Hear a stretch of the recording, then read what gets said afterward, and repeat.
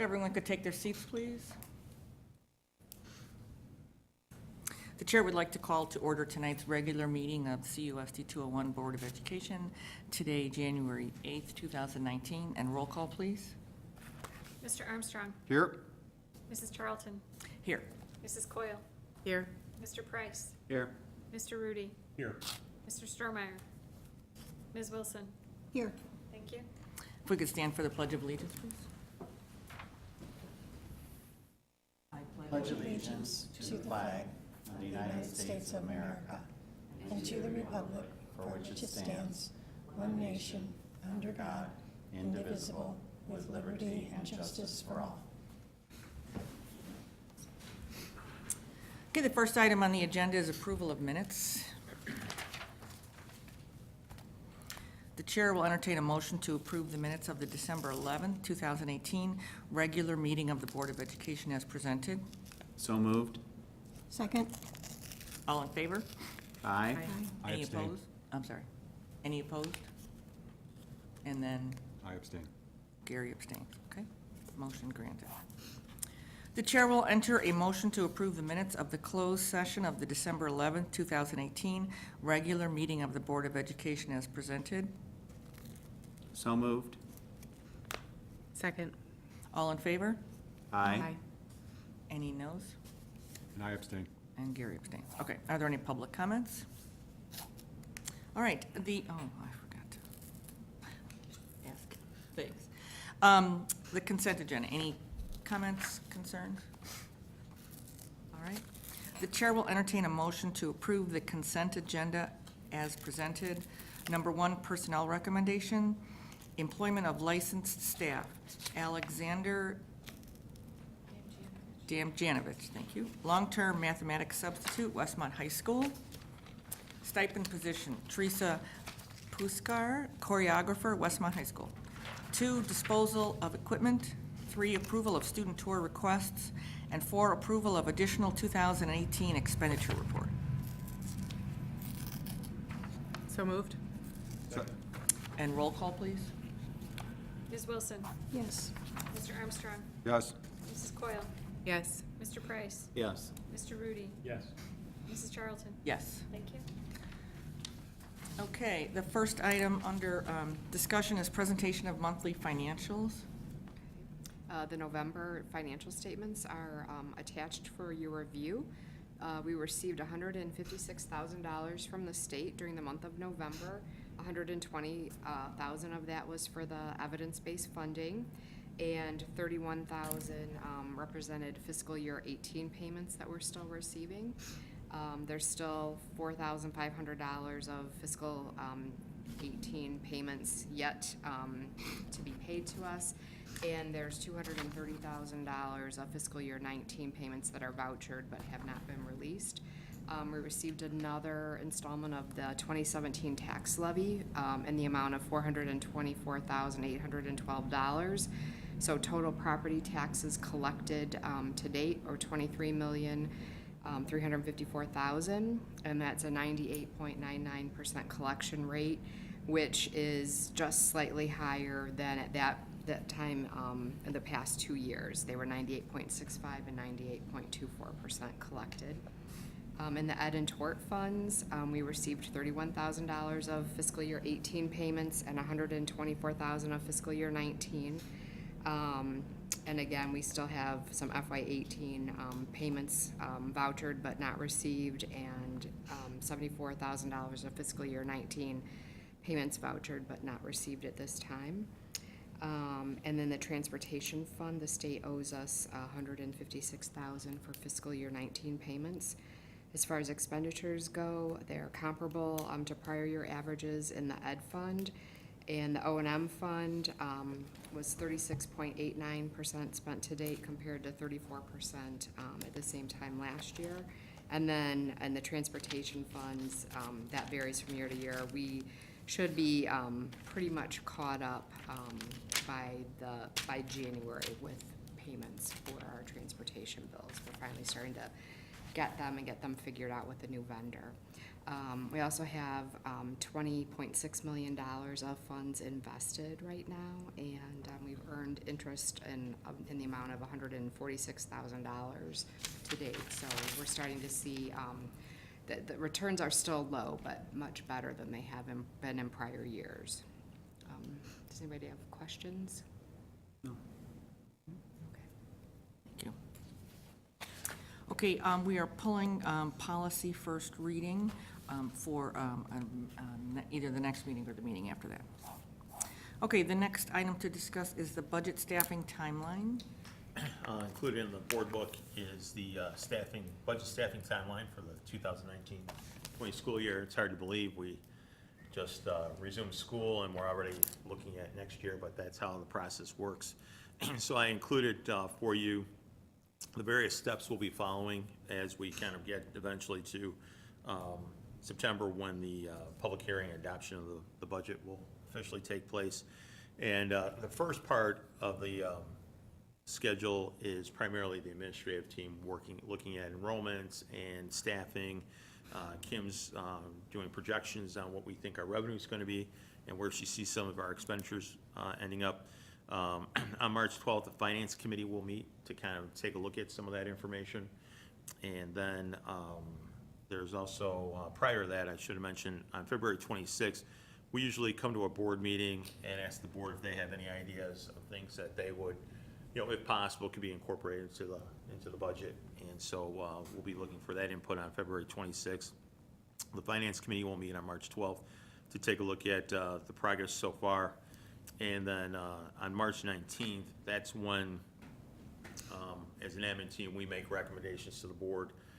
That's our non-tenure staff. That's when we make a recommendation of renewal of employment. If we anticipate reducing staffing, that's when that recommendation would take place. But that will happen at the March 19th board meeting. And then again, the remainder of that time is then just kind of tweaking things and finalizing things. And as we get closer to the start of the school year, the state usually locks in on their funding, and we have a better idea. We know where our levy's coming in, and then eventually we get to September when the board will officially approve the budget. Okay, great.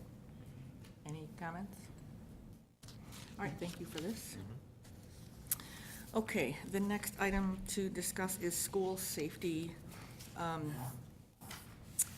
Gary and Kevin, Gary asked to have this item put on the agenda, so I'll let you guys.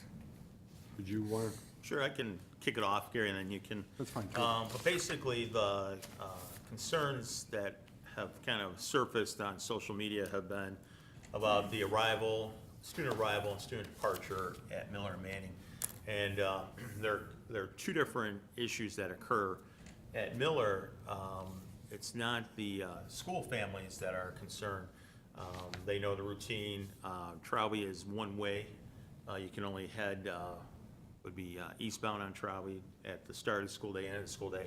What ends up being problematic at Trowbridge is that cars, either residents in the area or people who are avoiding traffic on Cass Avenue, they want to use Trowbridge as a cut-through. And so they have a tendency then to ignore the fact that it's one way, and that creates problems at the arrival and dismissal. Manning's situation is a little bit different because a lot of the issues there are our own school families. And when we moved the entrance to Linden, kind of, I guess, an unforeseen issue, we closed Linden during the school day because the playground's on the opposite side. And with the entrance being there, school families have a tendency to stop on Linden to run into the building and run out of the building. And again, utilizing the road that is, except for a resident on the street, it's closed. And then we also started to see UPS and the post office as well starting to utilize it. And so, and then we also have another issue with Norfolk. That's where we stage our buses. And again, people try to get down Norfolk when you're trying to load the buses. And then another compounding problem is that sometimes families don't want to wait in the car line, and so they'll park in the essentially the staff lot behind the building, walk around, grab their child, and then either try to exit out Norfolk, or they'll utilize the parking lots of our neighboring businesses as a cut-through to get out to Cass Avenue. And some of our neighbors aren't very happy with that occurring. They're worried about liability and safety if they have their own employees and their own vehicles moving in and out, and then our parents are going in and out. So we met with Nick Lynn, our resource officer, Tim Weiler, Lindsay Peterzak, our building principals, and Gary were there. And Gary, did you want to? Sure, I can jump in there. I was initially contacted by a few different parents after that unfortunate incident in Indiana back in November, and that's kind of what got this started, just kind of review everything that we're doing. Is this best practice? Is there something better we could be doing? Stuff like that, okay? What we kind of agreed with at Miller, I mean, because Miller is the, it has less issues around there, as Kevin was saying, because of the way Miller is set up, but realistically, what we really want to see is a stop sign, or, some type of construction horse with a do not enter sign, put physically on the street, on Trobby, at that corner of Grant and Trobby, with a sign on it that says do not enter, and the school personnel needs to walk out there at, 7:25 in the morning and put it out there and take it back and walk back out in the afternoon and do the same thing to help prevent more people from driving down that street. We know it's not going to stop somebody from driving around it, but most people seeing a construction horse in the street would not then go down that street, okay? I can't stop everything, but we can, we can hopefully prevent a few more cars from going down if we can get that sign in the street. And I know it's, a policy that we only started very, very recently, but I can tell you, just from parents that I've been contacting, it has not always been put in the street. So we do need to talk to the principal over there or whoever, follow up on it and make sure. I also think we should probably buy a bigger one.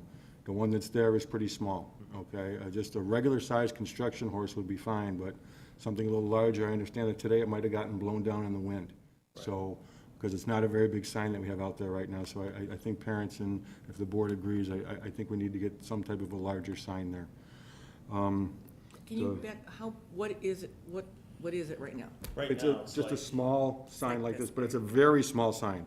kind of like when somebody has mopped the floor. Exactly, Oh. that's Yeah. exactly what it's, Correct. that's exactly what it's like. That's what I would say. When we met, Nick Lynn did, and I'll follow with Nick, said that he was gonna talk to Public Works and Correct. about getting a larger 8-foot or 6-foot horse. Well, even just a regular sized construction horse, something larger with a sign on it would be fine. But the manning thing is a lot more complicated.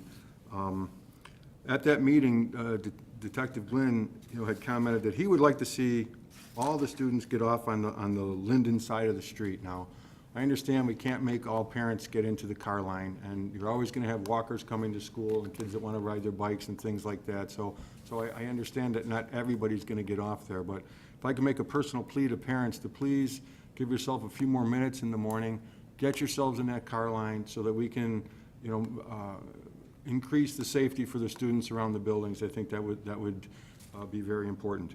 Norfolk, in my mind, is a different beast altogether, because as we had discussed at that meeting, there is multiple issues on Norfolk. Yes, there are signs out there that say do not enter from these times when you are westbound on Norfolk heading towards Cass. And yes, our parents don't always obey that. Other drivers in the areas don't always obey that. But the real bigger concern is the buses park there on Norfolk, okay? So when you are eastbound on Norfolk, which is being allowed, and the buses are parked there, the driver of that car can't see that kid crossing the street till that kid's in the middle of the street.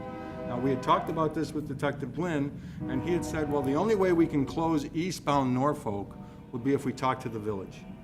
So one of the questions I wanted to ask the board tonight is, do we want to talk to the village about this? Do we think it's important enough to ask the village if we can close the traffic on Norfolk, eastbound and westbound, for, half hour, 45 minutes in the morning, or whatever it is, an hour in the morning, an hour at the end of the day, to get as many cars off of Norfolk as possible? I don't know if we can put any construction horses out there because the buses still need to pull onto that side of Norfolk. But if we closed it, we could put the horses, in the street where the buses aren't, and it would at least give a better visual for parents and people pulling up to that stop sign, seeing the construction horses. Maybe they'd start to read that sign. I don't know. There's no perfect solution. And I know as, in that meeting, the Detective Lynn said we'd have to take this to the village. That's why I wanted to bring it to the board tonight, to see if that's what we want to do, or if there's another solution that somebody else might have, or if we just want to discuss it some more.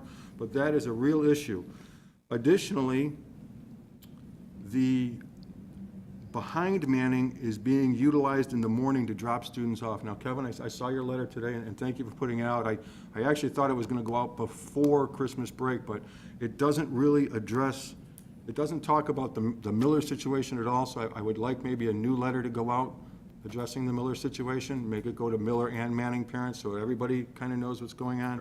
But Mrs. Peterzak that day in the meeting said, and I'm not sure, I'm positive I like this, but this is what she said, that it's okay, she has told parents that it's okay in the morning if you want to pull in and park behind Manning and get out of your car and physically walk your child to the front of the building. But what parents are doing is they're pulling in through the door and window company, dropping their kids off in the alley, and pulling away. Now, again, we can't stop it, okay? If that's what people want to do, I mean, I can't stop it. But I do know Mr. Dilworth does not like people utilizing his parking lot. I mean, he's fearful for the students, he's fearful for his employees. I mean, it's a big problem there. And I'd like to see that addressed in an amended letter, okay? But that's not, the drop-off in the morning is not talked about at all. Manning has got students coming from every direction, everywhere. I mean, at best, as I had said in an email, it's an organized chaos. But we need to address this somehow, and I think closing Norfolk would be one way that would help. I think encouraging parents to get in that car line would help, but there is no, I mean, I can't stop it. If somebody doesn't want to get in the car line, I can't make them get in there, but the more parents that we can encourage, to follow the proper procedures, take a couple extra minutes. I know everybody's got a busy life, and 5 minutes is 5 minutes to everybody, but student safety should be one of our top priorities, and at Manning, there is just a lot going on, particularly behind the building and at that corner of Norfolk and Linden, that we need to address in some manner. I know we talked about putting additional signage up on Norfolk, Right. which would be helpful. I just, when I saw the visual of where the buses were parked in this photograph I got, and that there's really no sight line for a car coming eastbound, and with students crossing the street at the end of the day, it concerned me greatly, that's all. And I wanted to bring it to the full board, and that's why I asked for this to be put on the agenda.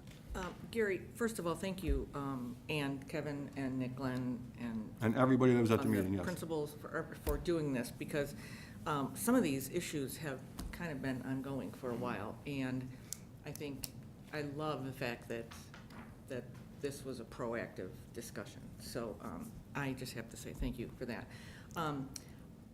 I agree with you 100% that as a parent who used to do drop off and pick up all the time, I think you've got to have the biggest wooden horse out there that you can, because I have seen people get out of their car, move the horse, drive through, put the horse back, and whatever, so that's unbelievable. But I think having one deters people from doing something, because there's so many signs up on the like a pole, you wouldn't really know not to go down something if you're just running around your regular day. So I would agree 100%. Horses everywhere, that wherever we can get them. And then if we agree, I think it would be a great idea to talk to the village about closing down Norfolk, because when the weather's nice, those kids are on bikes and they're this and they're that, and the cars are going here and this way and every way. If we can do that during those school hours, I would be completely for it, whatever it works. It's load in and load out hours, and it's a couple hours a day. I agree, we should go to the village and discuss it with them, but I think there's an easy way to close Norfolk. We have big yellow vehicles that park there, and if they park in one single file line, if they double up, that street's no longer accessible to anything but a bicycle. And if there's a responsible person out there that can make sure when those buses pull away, the kids are clear, that street's, for all intents and purposes, closed during the period where those kids are loading those buses. Except if you have, I know what you're saying, if you have two, and this one leaves first. It's going to be, it's a logistical issue that has to be addressed, Right. absolutely. But if we Instead put, of if you put a barricade, that's fine, but if you Right. have, I'm talking about a significant physical barrier. I- Like you said, a barricade can be moved, and a barricade is critical, I agree. But a barricade depends on someone being there. a to barricade's put better than a sign. That Oh, was my absolutely. point. That was my point. So John, I would add, we did talk about that, and that is actually what Miller does at the end of the day. They line them up 2 by 2, but they can't do it in the morning because the buses are staggering in differently. Right, they come at different times. At Yeah, the different times. afternoon is. So yes, in the afternoon, but then you would still need to put a sign at the corner of Cass and Norfolk saying, no right turn at this Yeah. time, because otherwise you're gonna have cars turning around in the middle of the street, or cars being forced down the alley behind Manning, and we don't Right. want that either. Right. So There's I too many agree, it's different- a great Yes. solution, at least for the end of the day, but we need to. We almost need a no right turn sign like the one at the railroad crossing that lights up, Right. because that's what gets people's Yes. attention. Just a sign hanging is A not, sign, with, yeah. Right. with not in this time, and this time, and this time, and I know, because it's, it's too, everybody just, you can't yeah. make that decision fast enough if you have a green light and a right turn signal on. So you need a big bright light to say no. I agree. And if the, you know, I guess the double bus thing would work if then you kind of say the buses have to leave at the same time. Mhm.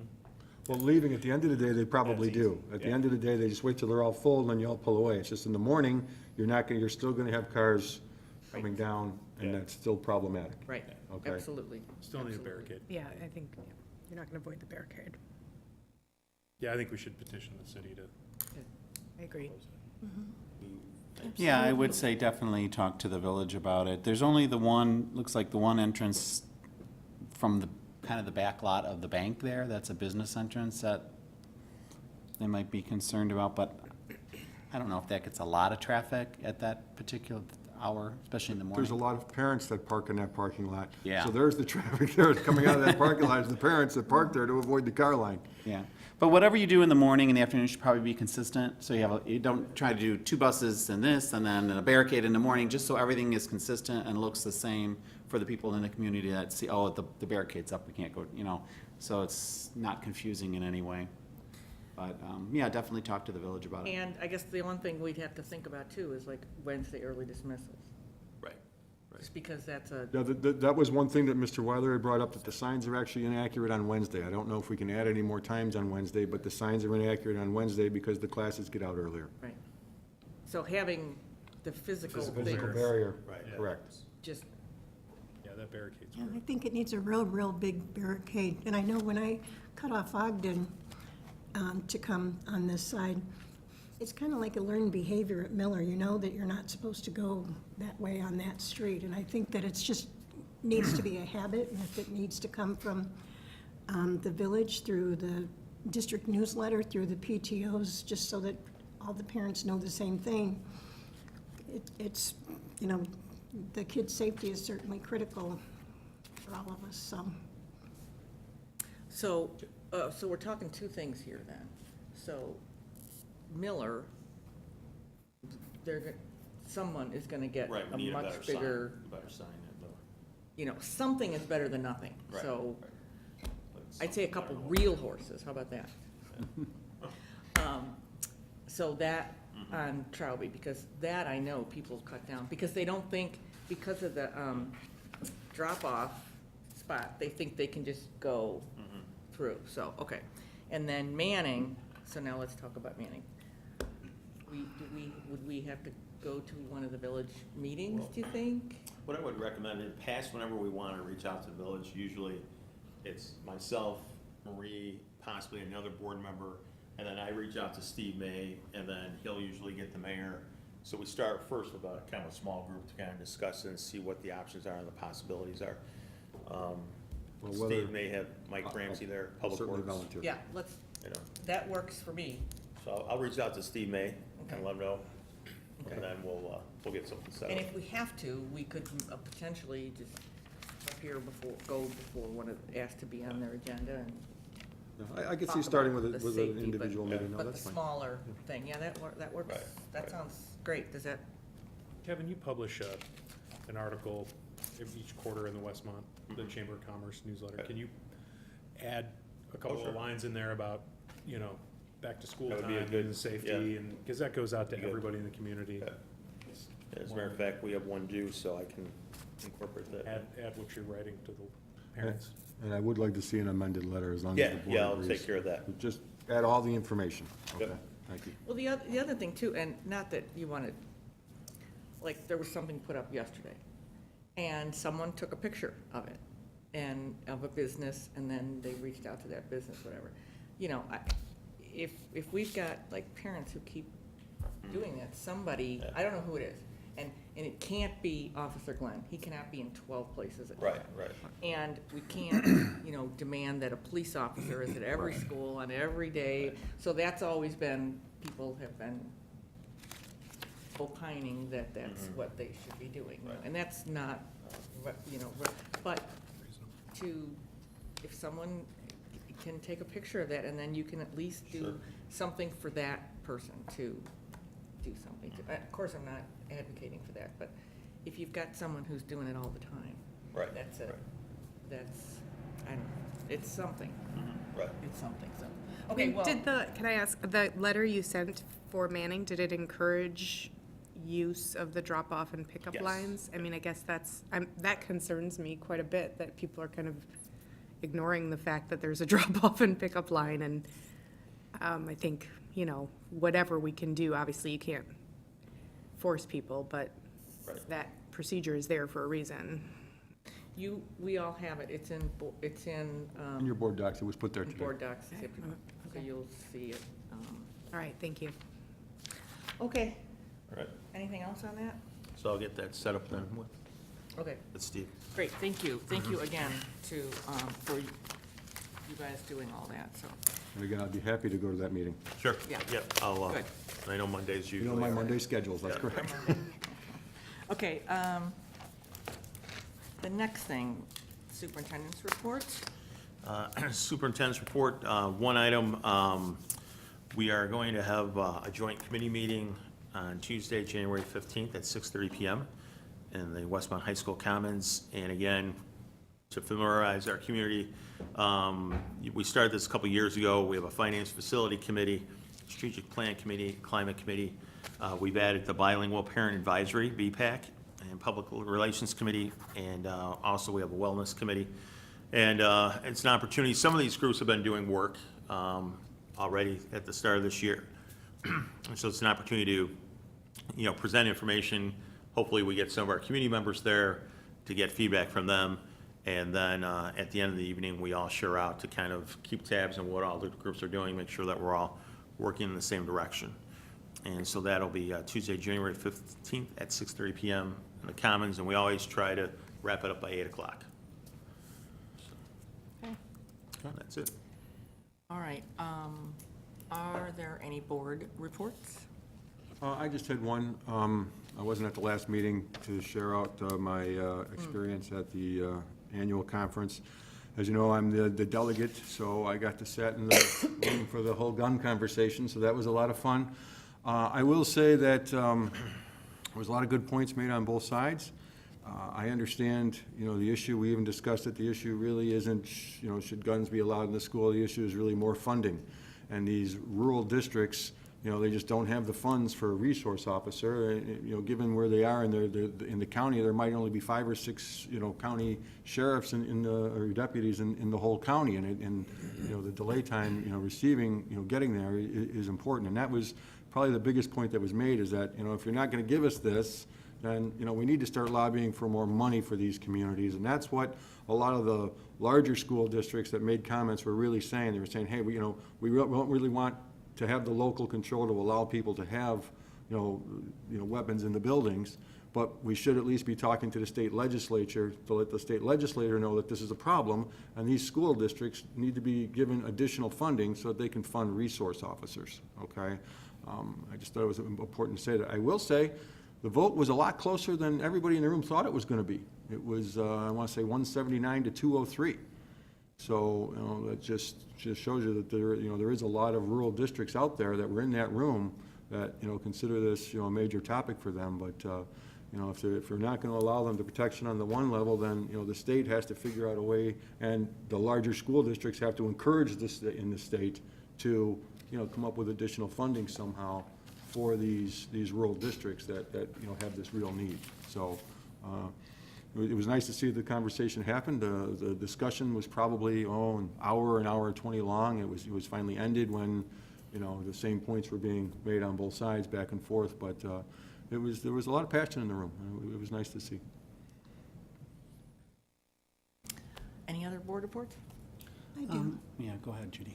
I wanted to say I went to the junior high for their, when the kids did their speeches regarding the veterans, and I would really encourage anyone in the community or anyone that you know or anyone here to go. I had never been before, and it was just put on so wonderfully. The kids had to get up and give a speech.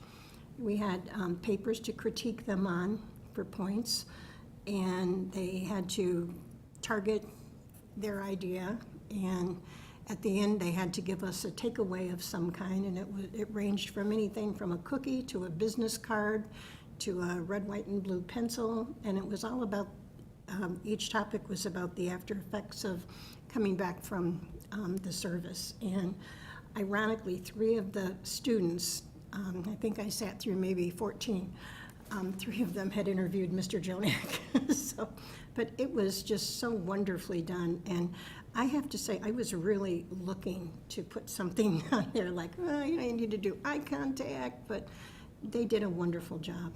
I would really recommend anyone in the community to go. And there was a lot of people there, but there was still room for more. Okay, thank you. Joel, did you have something? Just kind of a comment question. I know next meeting is the awards. And so, you know, from time to time on my service on the board here, I've mentioned about how and things we can do to acknowledge our more challenged learners and students who struggle. And I know the last awards night, there was a category, and I think Miller had it as a map, you know, like a map acknowledging the students who did really well, scored high on the MAP tests. But the MAP test is supposed to measure growth.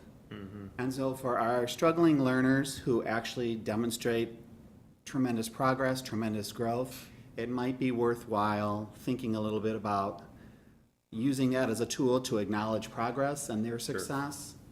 You know, a lot of times we're on the top tier acknowledging students, and we have a lot of students who definitely need that extra encouragement and acknowledgement, and finding appropriate ways and good measures to, you know, to acknowledge that, I think, is an important thing. So maybe something to talk about with the admin team and teachers and that sort of thing.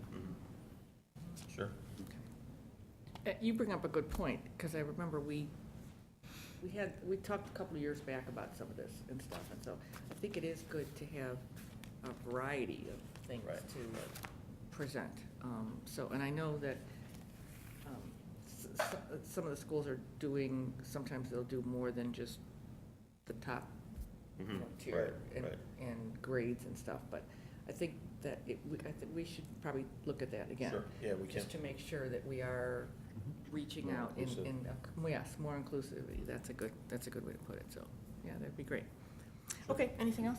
I wanted to mention, prior to the holidays, the students at Miller had it wasn't really a concert, but they did learn some holiday songs in both English and Spanish, and traveled around the classrooms singing those songs, and it's called Las Posadas. It's a tradition in Mexico and Latin America.